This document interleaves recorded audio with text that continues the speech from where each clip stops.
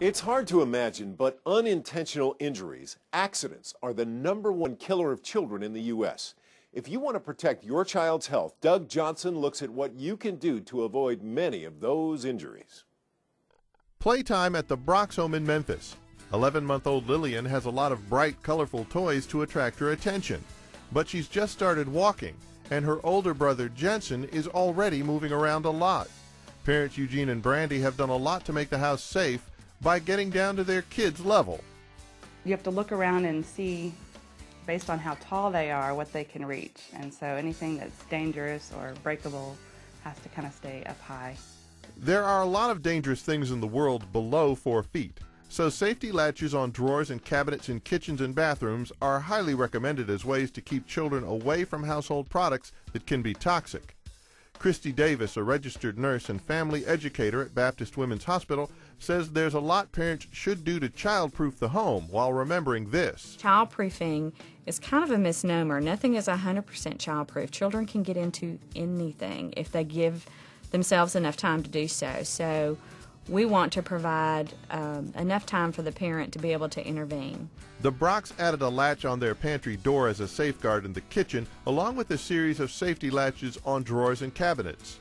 They also went around the house and added plastic covers over all the open electrical outlets. The ones that they can reach are plugged, and we just pull it out when we need to use it for the vacuum or what have you. And that works really well. It's really easy to pull out a plug. So we also try to keep things in front of where the receptacles are so the kids can't get their hands to them.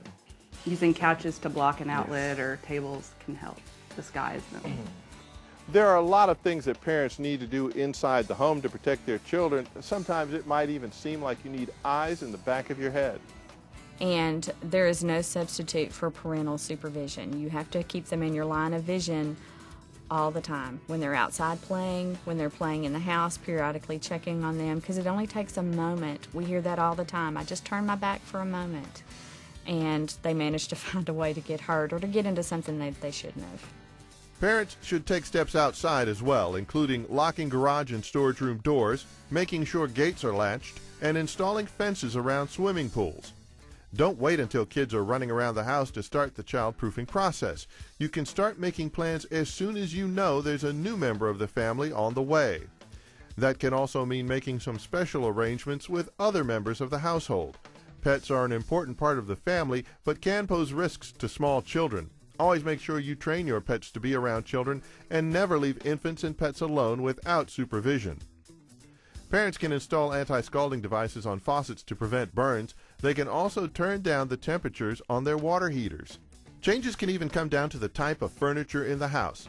The Brox made sure they replaced a lot of the square pointed edges on their furniture with items that have less dangerous rounded edges. You can also buy protective covers to cushion sharp corners of furniture that you don't want to replace.